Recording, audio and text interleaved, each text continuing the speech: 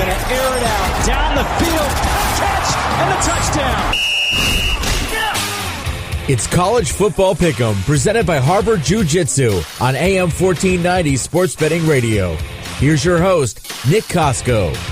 It's College Football Pick'em right here on AM 1490 Sports Betting Radio. Nick Kosko with you every Saturday morning here at 8 a.m. to 9.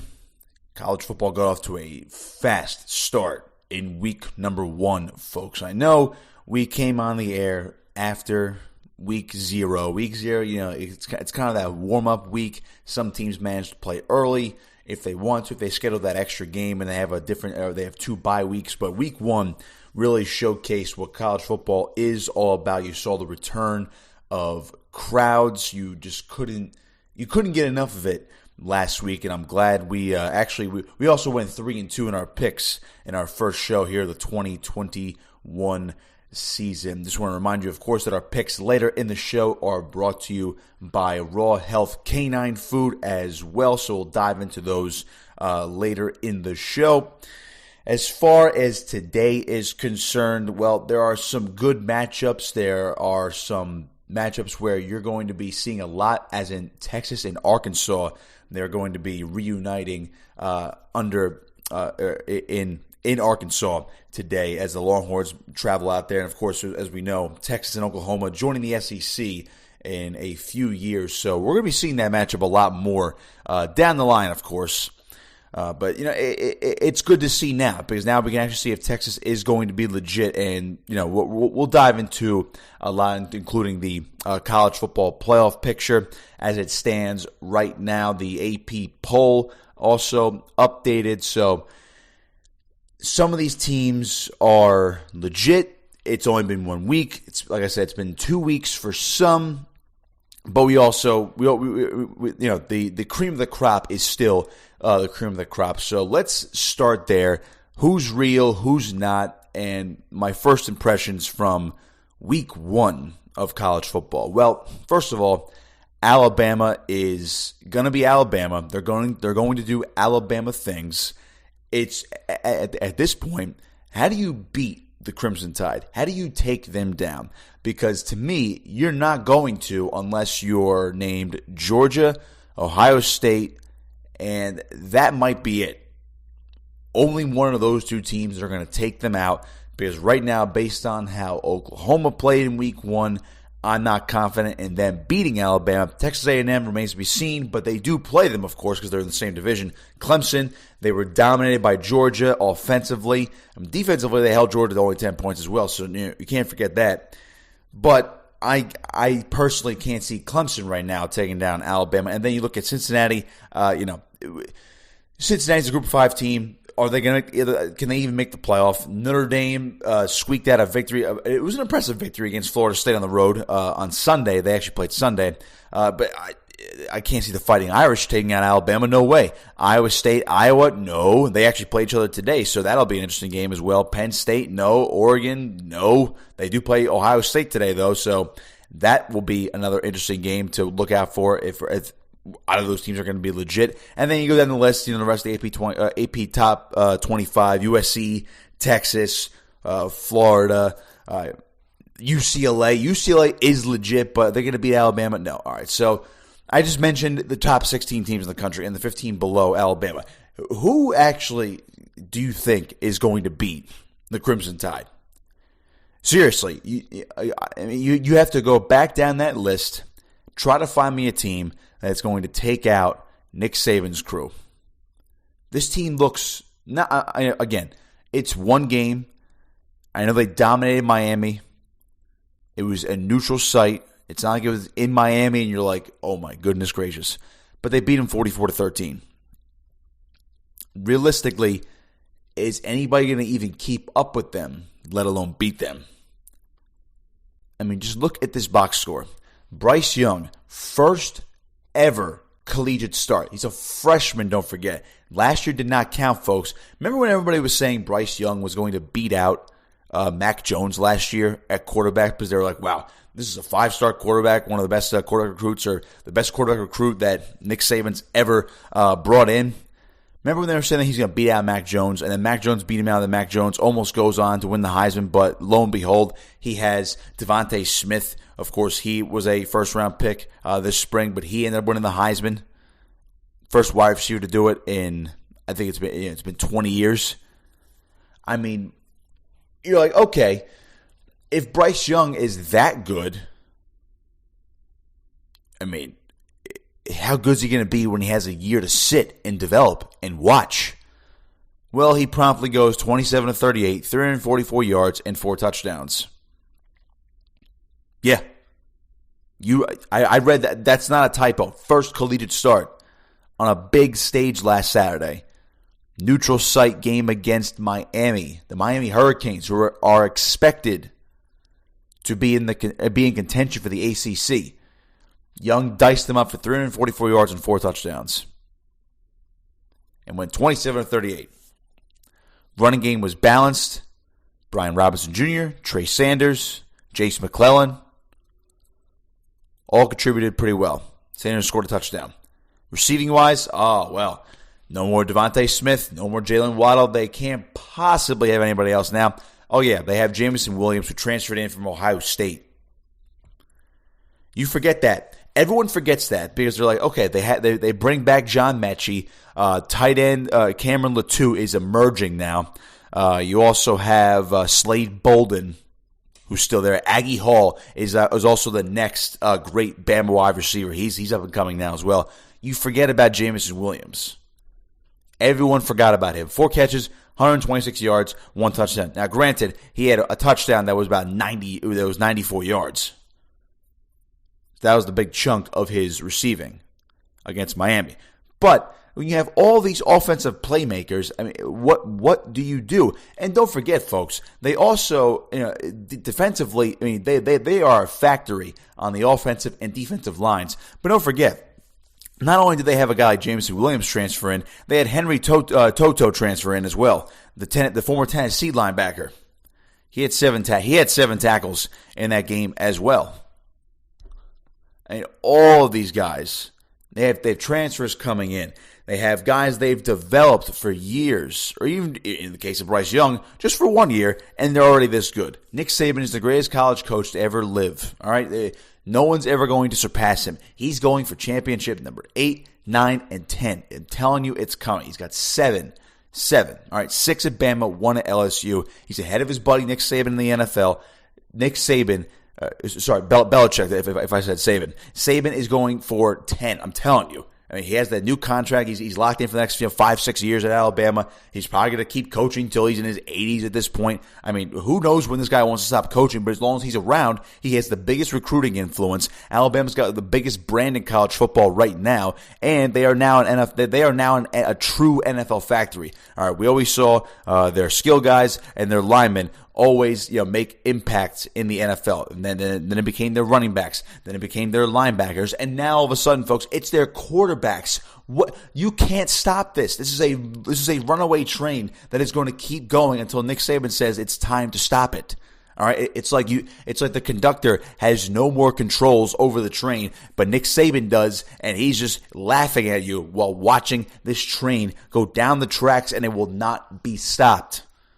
That is what it's like watching Alabama. I don't know who's going to stop them. I really don't. I really do not know who's going to stop Alabama. That's why I'm very fascinated to see that eventual Alabama-Texas A&M game later this season, because realistically, the only team in their own division that can beat them is Texas A&M. Now, granted, they play Mercer today. Walk in the park. But then they're at Florida. Very interesting game. Florida not as good as last year. They looked pretty good last week, though. They're still ranked 13th in the poll. But, I'm looking at Alabama's schedule. At Florida, they have Southern Miss at home after that. I believe, yes, they do. I mean, we're looking at 4-0. Ole Miss, rising team, potential Heisman candidate in Matt Corral, quarterback. It's Lane Kiffin's offense. But, Saban's former assistants never beat him. But that game is in Tuscaloosa, so I have my doubts about that one. They're at Texas A&M on October 9th. That is the one you have to circle on your calendar, because that was the game last year where Texas A&M could have made a huge statement, and they got blown out. And again, that was A&M's only loss last year, so they had an argument for the playoff, but they were blown out last year. Plus, they're in the same division, didn't play for a conference championship game. At Mississippi State, home against Tennessee, LSU, New Mexico State, and Arkansas. Folks, they have 4 home games in a row. Then they're at Auburn. Tell me where the loss is for Alabama. It's as simple as that. Nobody's going to beat this team. All right? You want my bold prediction after week 1? Oh, here it is. Alabama's going to go undefeated again and win a national championship game. Even if they somehow lose, if they stumble along the way, this team is still going to win a national championship this season again. They're going to be back-to-back champs. They're going to win another one. Saban's going to have number 8. Bryce Young is going to return next year. They're going to have the same exact team, pretty much the same exact team next year, and you have to worry about them in 2022 as well. All right, so that's how we got the show started today, folks. Alabama, good luck. We've played 1 week. Season's over already. Everyone else is playing for second place. We're gonna have an entertaining ride for the rest of the year, but everybody else is playing for second place behind Alabama. The other big story to come out of last week was, and again, it was week 1. It's UCLA.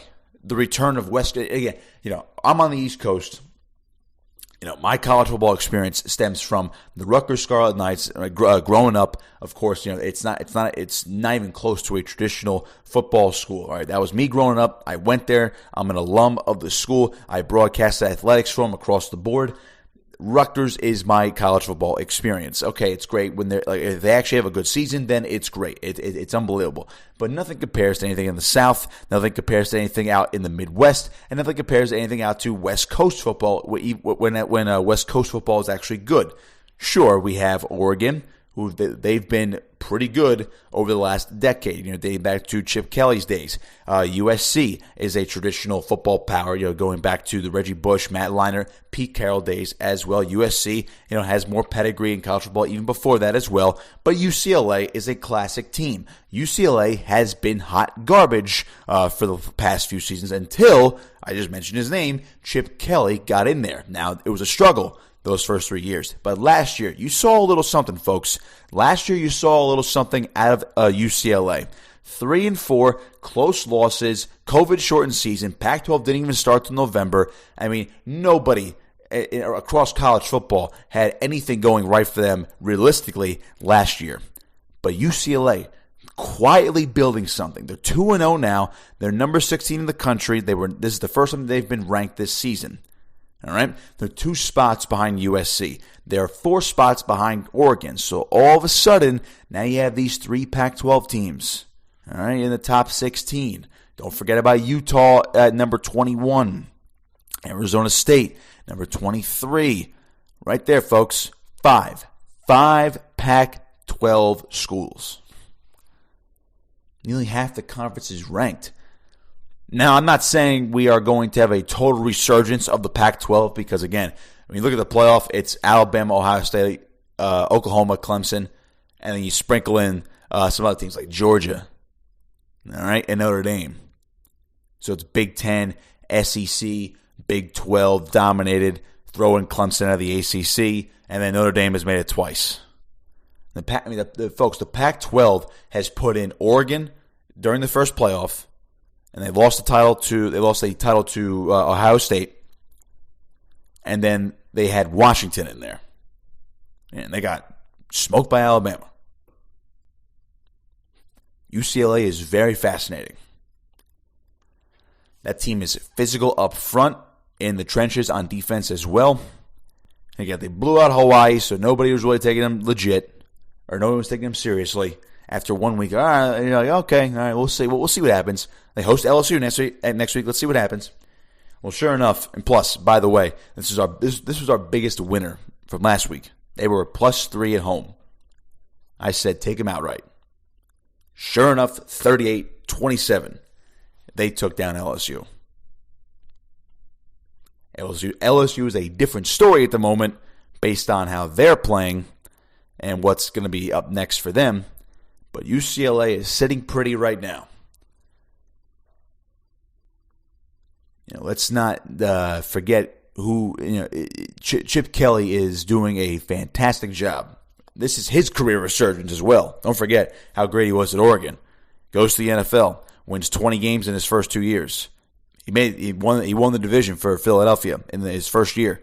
And then the disastrous third year, fired before the end of the season, goes to San Fran the next year, goes 2-14, he's out of the NFL.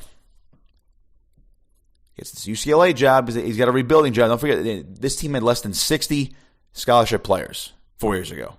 He rebuilt this program from the ground up. It's paying off now. Dorian Thompson-Robinson, their quarterback, he's not going to destroy you on the stat sheet, but he was relatively efficient against LSU. 9 of 16, okay, a little over 50%. That's what you're going to get out of him. But he managed to carve him up for 260 yards and 3 touchdowns. Did throw the one interception.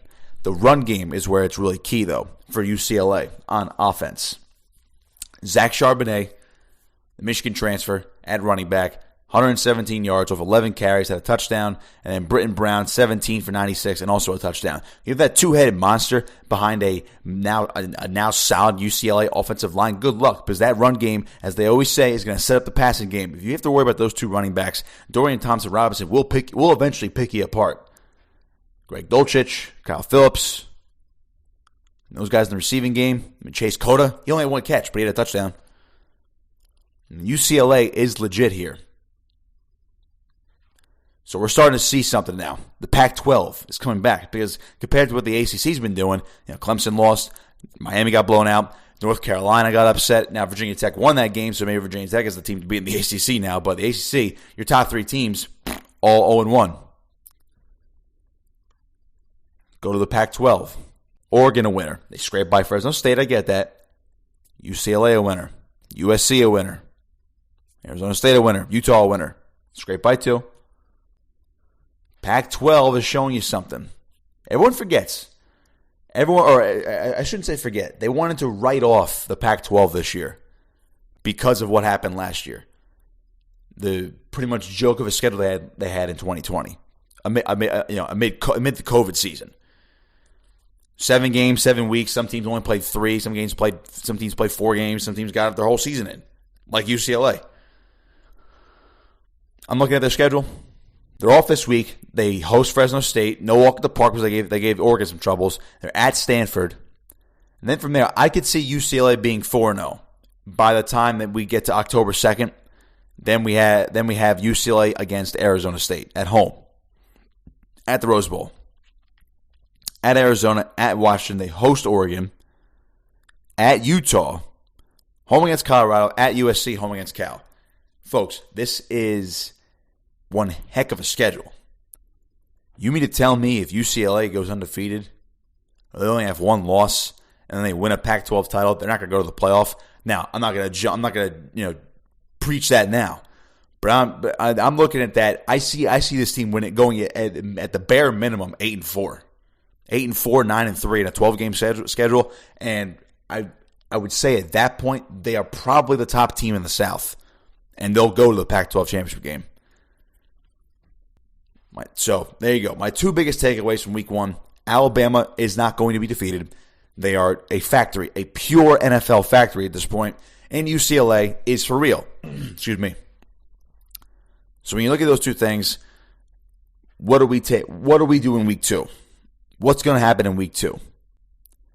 Well, we have Texas. Texas is Texas back?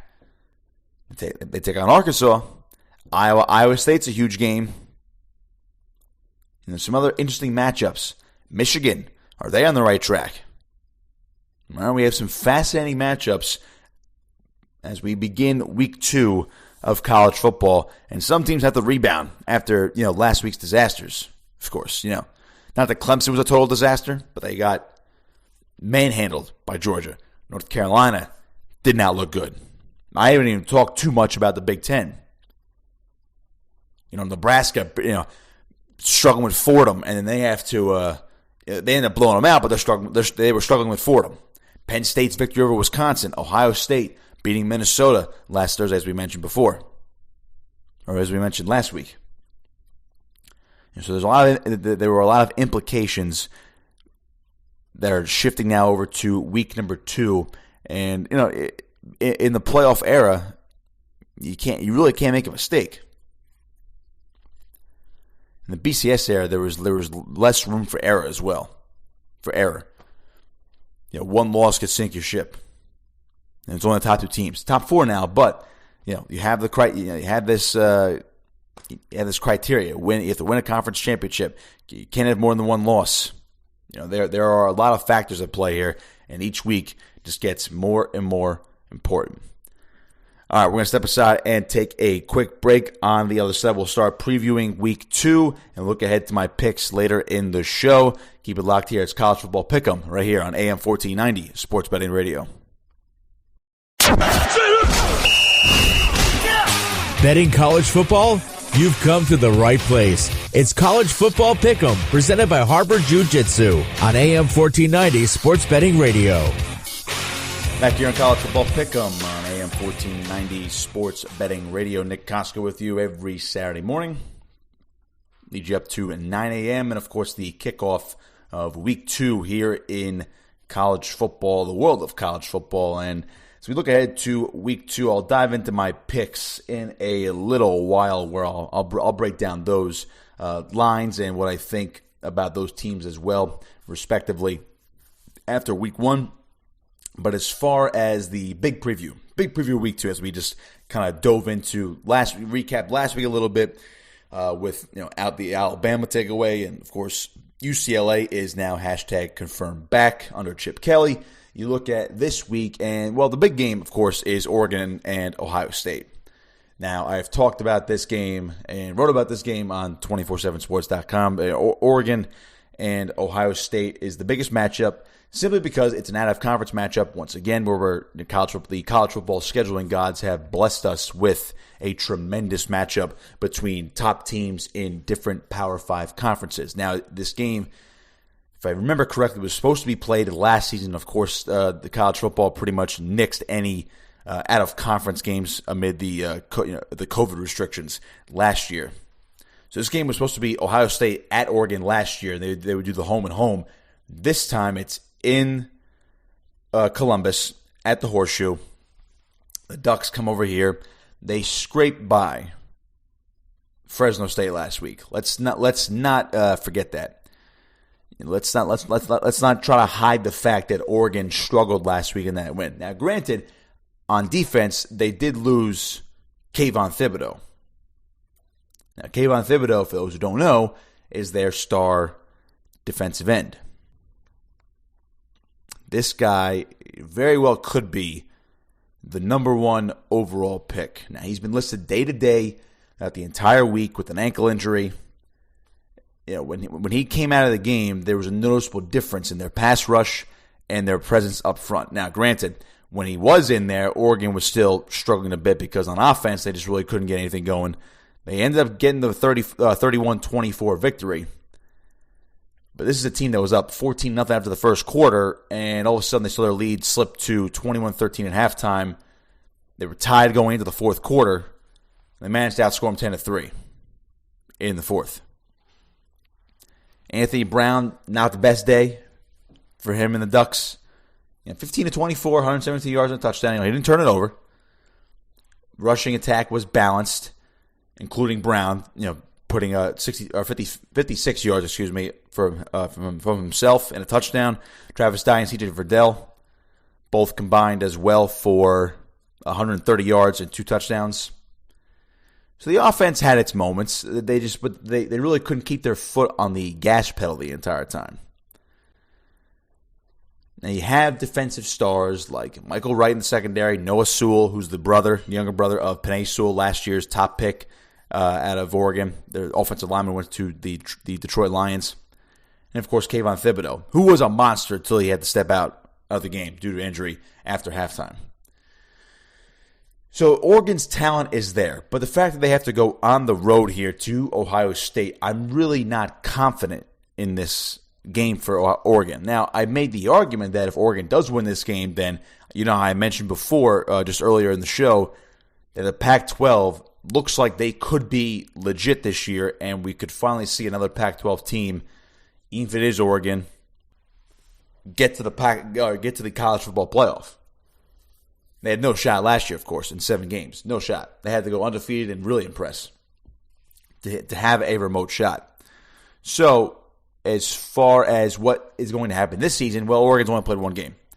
UCLA looks like the best team in the Pac-12 right now, but they've played two and they just beat LSU. Oregon now can have the best win of the season, at least in the Pac-12 and maybe across college football, if they get this road victory.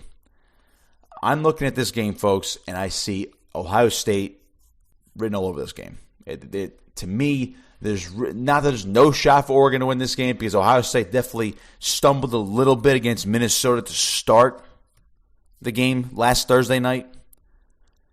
But the problem is, Ohio State has their home debut. Now, again, it's not a Big Ten team.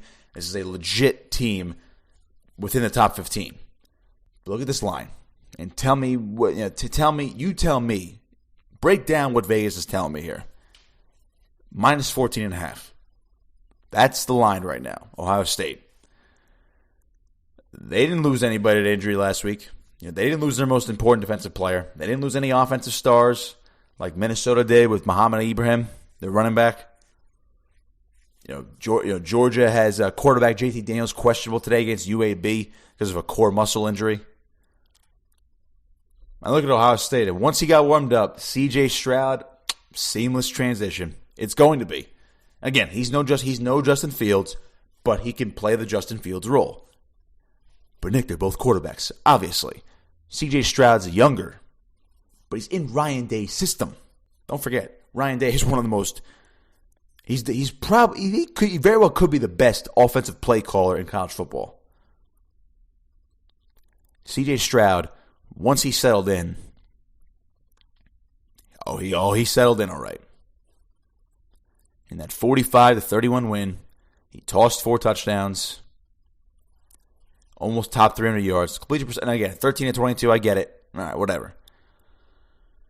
But this is another team that, once again, has solid running attack, and they have, maybe they probably have the best wide receiver group in the country. I mentioned how good Alabama was. They stole one of them. They stole Jamison Williams. But when you have Chris Olave, Garrett Wilson, Jackson Smith and Jigba, I'd even mention Marvin Harrison Jr. They have 2 other guys that are below 2 that even reel in a catch on last Thursday. Jeremy Ruckert at tight end. And they do have receiving backs. Trevion Henderson, the freshman back. He only had 2 carries, but he also had a 70-yard touchdown catch. Made a lot of people missing space. So you tell me again, this is why I argued before that Ohio State, on paper, and as we move forward in the season, this is why Ohio State is going to challenge Alabama. They're probably still going to win the Big Ten, probably going to make the playoff, and we could see a Ohio State-Alabama matchup in the semis or even in the championship game. So while I think Oregon has plenty of potential, and they could very well win the Pac-12, this could very well be their only loss or only one of 2 losses, and they could win their 3rd straight Pac-12 title. That line is there for a reason, 14.5. Now, I think Vegas expects this game to be a high scoring like it was between Minnesota and Ohio State last week because the over-under set at 63.5. And that is a big ask.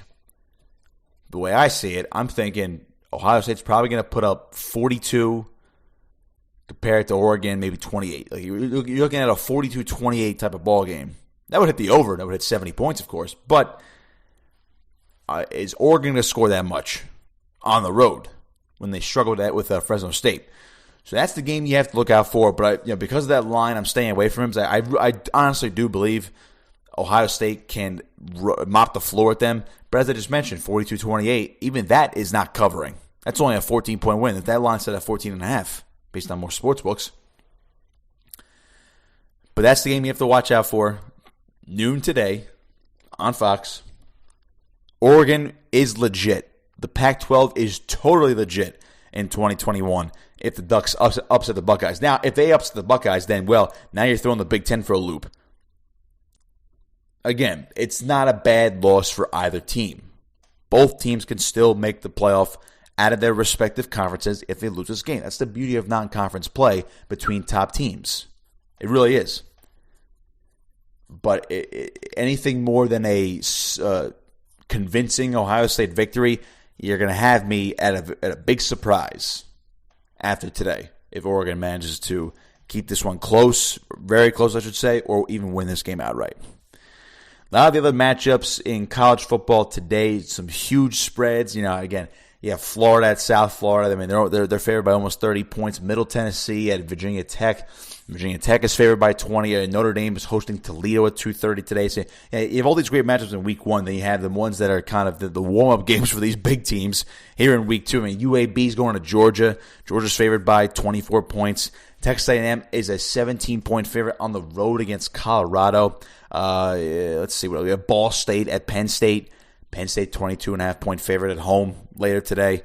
I don't even want to, they don't even bother with the Mercer, Alabama line. The other big game, though, is Iowa State. And I'll dive into this one before we hit the break, of course. And I'll give you my 5-pack of picks for this week. 3-2 last week, of course. The losers, by the way, were Texas, who I did not believe in totally last week.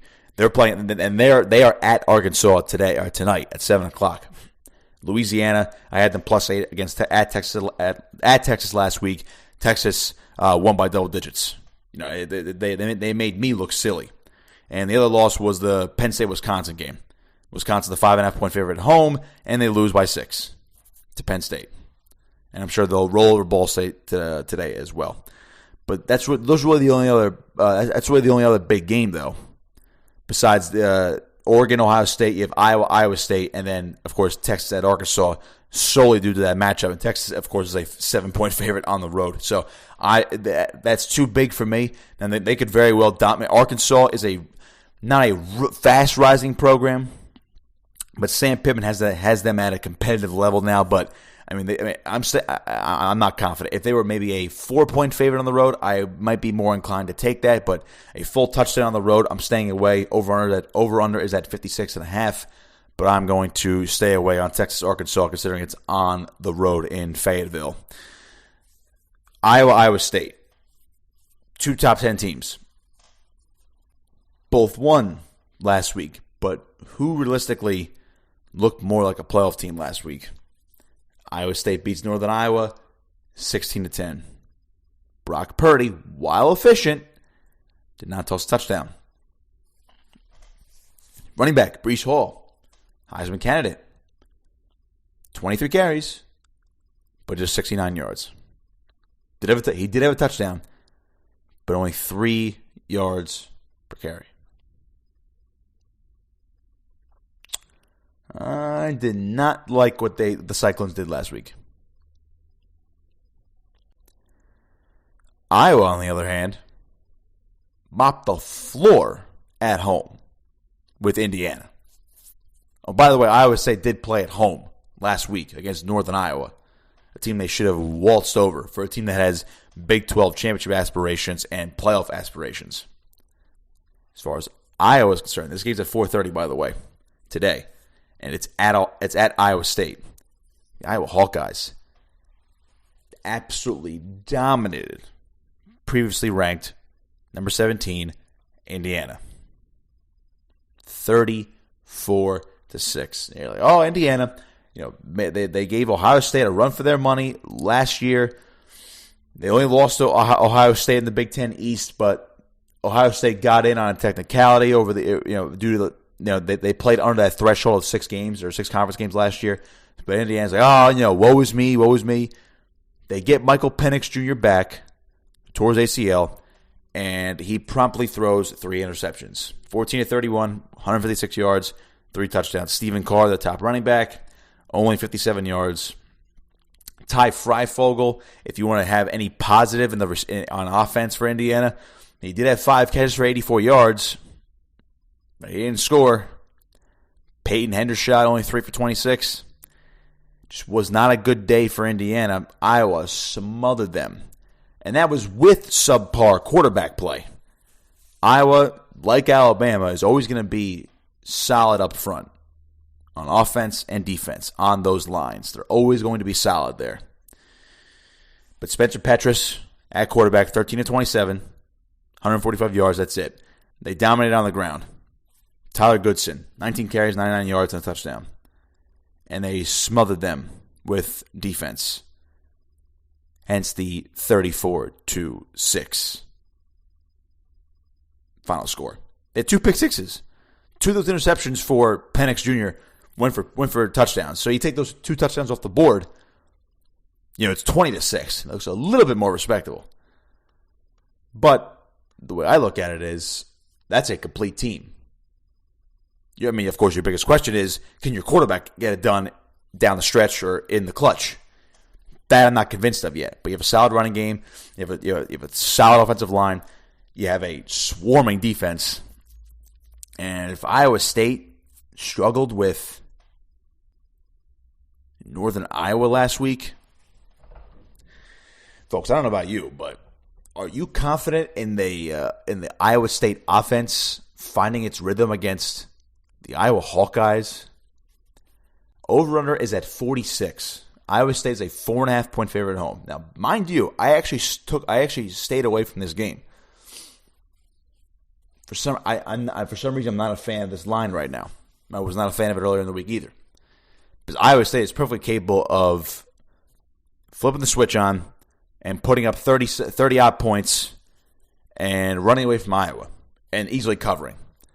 The over-under, though, is very interesting. It's very telling. 46 points. They don't expect this to be a high-scoring game. And realistically, if you go back to last week when Iowa played Indiana, let's say the over-under was still at 46. Even with those defensive touchdowns and Iowa putting up 34 points, they would have hit the under. The total was 40 last week at the final whistle, of course. It's at 46 this week. Again, Iowa's offense does not inspire too much confidence. Solid run game, but the quarterback play at Petrus, to me, it's not at the level it has to be for Iowa to be a legit playoff team. But again, if they beat Iowa State, they're easily the second best team in the Big Ten, and they are going to be, I would say, a playoff contender because they do play in the Big Ten West, where they arguably only have to get by Wisconsin because Northwestern looked like a disaster last week. Illinois is not ready. Purdue's not ready. Minnesota lost their best player. They already lost.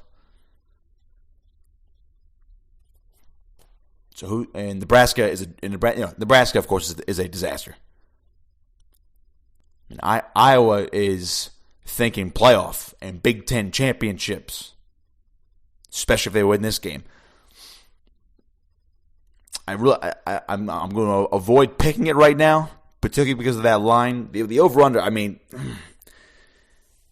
you're looking at maybe a 20. The 46 just screams a 27-20 type of game.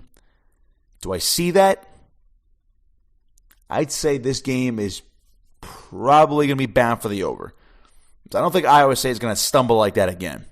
They're going to be better this week. Now, they're not going to put up. I don't think they're going to put up 45 points, but I think Iowa State is definitely going to be better offensively this week. They have too much talent on offense to not. That is a tough Iowa defense. If this were at Kinnick Stadium, if the Hawkeyes were hosting, then I would think otherwise. But this is in Ames. And boy, have we missed the Iowa State matchup. It's going to be absolutely fascinating. All right, we're going to step aside, take one last break. On the other side, we'll dive into my 5-pack of picks. 3-2 on the season. Of course, the picks presented by Raw Health Canine Food. We're going to try to go over 500 once again this week. Hey, we didn't have a 5-0 week last week. Let's try to do that at some point in 2021. How about today? That would be quite nice if you ask me. All right, it's College Football Pick'em right here on AM 1490 Sports Betting Radio. Now back to College Football Pick'em with Nick Kosko, presented by Harbor Jiu-Jitsu on AM 1490 Sports Betting Radio. Final segment of the show, College Football Pick'em on AM 1490 Sports Betting Radio. Nick Kosko with you every Saturday morning. We'll lead you up to 9 o'clock as we get ready for week 2 here in college football. Ready for my 5-pack of picks. Of course, 3-2 last week to start off the season on a positive note. We're in the green. Where we had our losers last week were Wisconsin at -5.5 and Louisiana at +8. Winners, though, Iowa -3, Georgia +3, and UCLA +3. Before we dive into today's picks, of course, got to remind you that our picks are brought to you by Raw Health Canine Food. Raw Health Canine Food is a family-owned and operated small business that puts your canine's health first. The food is homemade from the best quality USDA-inspected meats. There are never any preservatives, chemicals, or steroids utilized in these products. From your puppy to your police canine, Raw Health Canine Food provides the best for your animal every single day. You can find them at 108 West Kings Highway in Mount Ephraim, New Jersey, or find them on Instagram at Raw Health Canine. Go to rawhealthcaninefood.com to place your order today. Raw Health Canine Food. Feed your dog the food it deserves. Where are we going to start today? Oh, I don't know. For those who know me that well, or pretty well, or even barely at all, we're going to start with the Rutgers Scarlet Knights. Yes, old school Big East matchup rivalry right here. And I know it's moved down. Rutgers in the Big Ten, Syracuse in the ACC. Rutgers at Syracuse. This line has moved, by the way. Money is going towards Syracuse, and I mentioned it last year before I totally lock in my picks for the show, for the weekend. Of course, I look at these lines. Sometimes I'll make the slight amendments if it's a notable change in the line. Then yes, I will make an amendment, and I will stick with that pick. Or I could totally scrap it, folks. And again, these games haven't started yet, and when you're betting, especially if you're going to do these parlays or you're doing just one game straight up, of course you have to look at these things. So I had Rutgers, my school, after their 61-14 thrashing of Temple at home in a delayed game. Of course, it was supposed to be last Thursday. Hurricane Ida comes through, and boom, they move it to Saturday due to the flooding and whatnot. Temple's no good. Let's not make any illusions over here. Temple is not good at all, but convincing, dominant victory for Greg Schiano and crew. Rutgers is a 2-point favorite. Now, I had him at 2.5 earlier in the week, but because of this, and again, this is why I brought it up. This is a noticeable change here. So we have Rutgers -2 now, and I'm going to stick with my Scarlet Knights, and it's all the more reason to.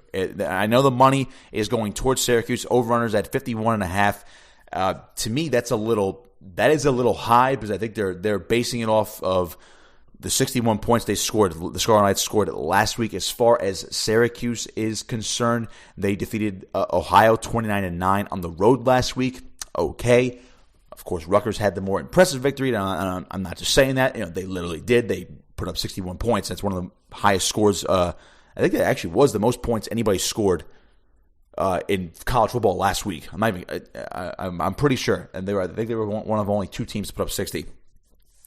So when we look at that game, the Rutgers is a little bit slower on offense compared to where they compared to the other areas.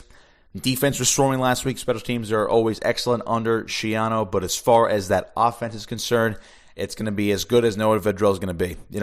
When he adds the running game to his arsenal, when he actually can take off and run with the football and he picks his spots, they're a lot more dangerous. They do have a couple playmakers, solid run game. Of course, you have South Jersey local boy Bo Melton from Cedar Creek High School, their top receiver. His brother Max Melton was great in the secondary last week as well. So Rutgers, to me, has a little bit more going for them right now. This is a team that could very well be 3-0 after next week when they play UDEL, heading into Big Ten play. So I'm confident. I'm riding high on my own boys. I'll take Rutgers -2 over Syracuse on the road in the Carrier Dome. Next game, we have Buffalo at Nebraska. Now, I've already mentioned how much of a disaster Nebraska has been this season. This game is at 3:30. By the way, the Rutgers game is at 2 o'clock. Buffalo at Nebraska, 3:30 later today. Buffalo is plus 14 on the road. Everyone always sleeps on the Buffalo Bulls for some reason. And do I really expect Nebraska to beat a more solid team this week by 2 touchdowns? No, I do not. Nebraska blew it against Illinois, their own Big Ten foe. They struggled with Fordham, folks, last week before they said, okay, we should actually start playing. They ended up blowing them out. Okay, that game's at home. This game's at home too, but the way Buffalo plays year in and year out, again, there's no more Lance Leopold. He went to Kansas, but and again, I know Buffalo played Wagner. That's like Nebraska playing Fordham last week. Buffalo put up, they did what they had to do, 69-7. They never let up in that game. So that line is just too big for me to trust Nebraska. I'm looking for a game where, it's not that I have a vendetta against Nebraska, but they should just, with Scott Frost as head coach, a guy with the talent in quarterback at Adrian Martinez, who has not really developed over his entire college career into a much better quarterback. To me, folks, Nebraska is just asking for trouble. So give me Buffalo plus 14 on the road over the Cornhuskers. All right, Pittsburgh at Tennessee. That is a very interesting game at noon today, by the way. Pittsburgh is a 3-point favorite on the road. Tennessee is rebuilding. All right, they have a new quarterback in Joe Milton, transfer from Michigan. They have new head coach Josh Heupel, came over from Central Florida.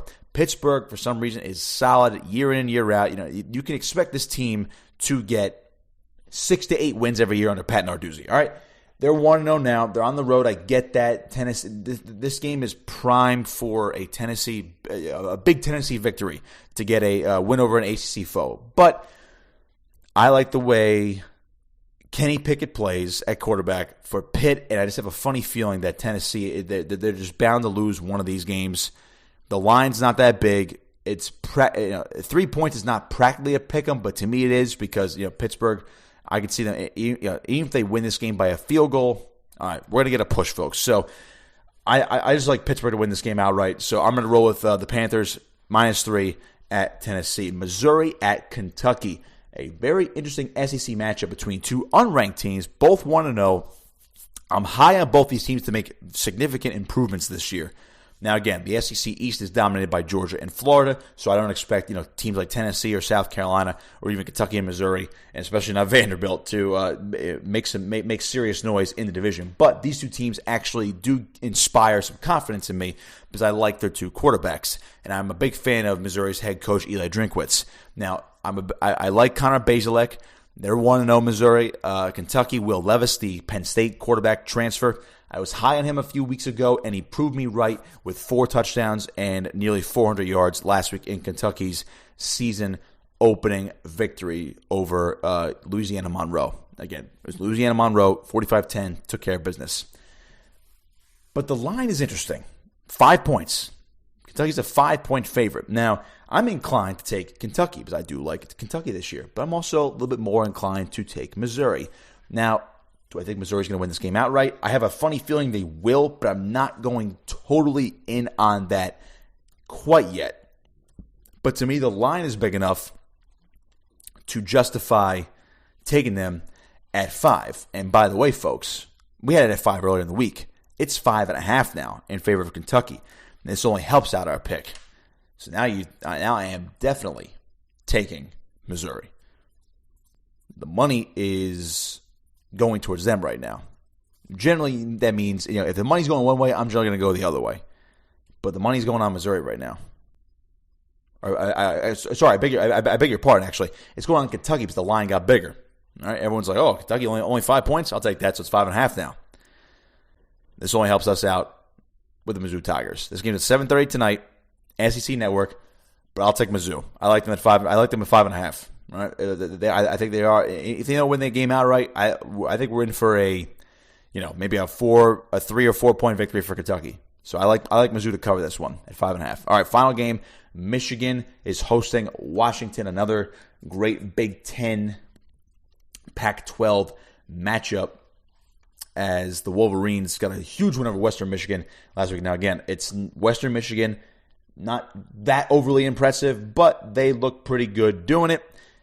Quarterback play looks a little bit better this year with Cade McNamara, and God forbid if J.J. McCarthy has to go in there, I think they'd be okay.